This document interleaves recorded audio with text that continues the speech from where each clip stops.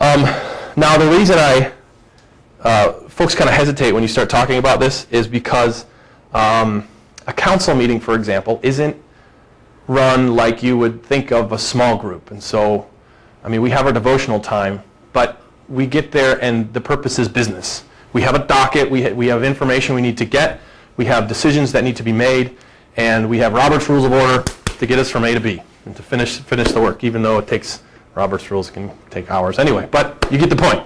There's a purpose to it. Something like running the soundboard doesn't sound like a great place where you can build relationships with people. The reason I say let's call these small groups is not to try and change, for example, the way council does its business. I'm not suggesting that we reorder the meeting and sing some songs in the beginning, have prayer request time, and run it like a Bible study, like a home Bible study. What I'm suggesting is that maybe it's more of a change of understanding, change of mind, change of view about what the purpose of what we're doing is. Maybe that's not even the best way to describe it. But take, for example, if council was to think of itself as a small group, which I think Les tries to do that. Les does a good job of trying to include spiritual encouragement for each other in council meetings. But taking the opportunity to say, not trying to wish anything on him, say Ron goes to the hospital for something. Wouldn't it be great if we, as council members, the rest of council, the rest of consistory, whoever, was to say, hey, one of our members ended up in the hospital. Why don't we, as a council, put something together? Why don't we, as a council, see about making sure that his elder visits are done for him while he's there? Why don't we do our best to take care of Ron while he's in the hospital? Or take care of his family while he's in the hospital? So I guess what I'm trying to say is it's not necessarily a way of changing the way those groups, those committees, whoever do business, but thinking of themselves, trying to actively think of themselves as small groups so that they are taking care of each other, that they're growing together in the ministry that they're doing. So it's not just, I come here, I click through the PowerPoint slides, and I go home. It's when we all get together for our meeting, it's, hey, how did your interaction with the service doing the PowerPoint, how did you understand better what was happening in the service because of your involvement with it? How can we, as PowerPoint people, encourage each other to put together, how about seeing our work as PowerPoint people as worship? I mean, we are helping God's people worship, and as such, it's an act of worship on our behalf. How are we growing spiritually because of our involvement in PowerPoint?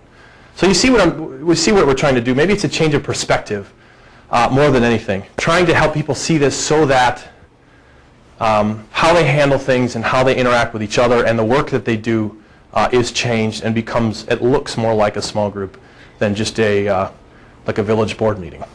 How are our committee meetings different than a village board meeting, for example? So, thoughts on any of that? So we have the three groups, the home study fellowships, the affinity groups, and the task ministry type of groups. Thoughts, questions, comments? As I say to the youth group, rotten fruit to throw at me. Okay, that was the group level of organization. So you see we have those groups. Now the next level up from there, we're going to talk about small group leaders. That would be you folks. Now I know this has been a bit of a sticky wicket for some folks because some groups don't like having one person who is the leader. But it's really important that we move to having one person who is the leader. Now I'm going to tell you in later this morning, that doesn't mean you have to do everything. That doesn't mean you have to be good at everything. All it means is that we need somebody who, if nothing else, is the contact person and is actively making sure that what should be happening in the group is happening in the group, okay? And we'll get into more detail a little bit later, okay? But the reason we have one person, for example, for just administrative purposes, is then we have one person that we can contact if we need information about your group. If somebody sounds like they're about to go through a divorce in your group and you want to make sure that they get the help that they need, that one person, then you know who in the end is the one who should be thinking about making the call to their elder or pastor, okay? It's the idea of being a leader is the one that just says, is what should be happening in our group? And we know who we can go to for that, to be that person. And if nothing else, just the contact person. We also know who we can train. We don't have to bring your whole group in here, or we don't have to travel around to all the different groups and redo all of this training. You guys can learn this stuff and pass what needs to be passed on to your groups, okay? So I hope that's not too big of a rub to have to be the person, but we need a person. Lovingly, we need a person. Please don't let that intimidate you. We'll talk about a little bit more what we're hoping for later on, so don't let it be intimidating.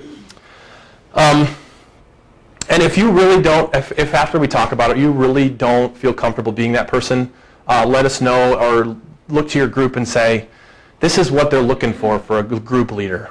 Would somebody please be willing to do that? And if you have to, push, encourage, cajole, because we really would like somebody from each group to be that sort of person. So, what we're looking at as far as our ministry groups, from an organizational standpoint, we're going to make the committee chair people, what do we call them? The people that come from ministry leadership team meetings, what did we call them? Coordinators. Coordinators. So the worship coordinator, who Beth is not anymore, would be Julie Tooney, for example. Julie would be the group leader for the worship team, for the rest of the worship committee, for all of the things that fall under, was that PowerPoint? Did you have PowerPoint and all those folks? Yeah. They're all under worship too. So Julie Tooney would be the group leader for all of the ministries that happen under her committee. Bonnie Hunig would be responsible for all of the ministries that happen under care committee. So she is their group leader. Same with outreach. Is that you, Dennis? That's you, right? Outreach committee. All the outreach Dennis is that leader. So you see kind of how we're going with this. If there is a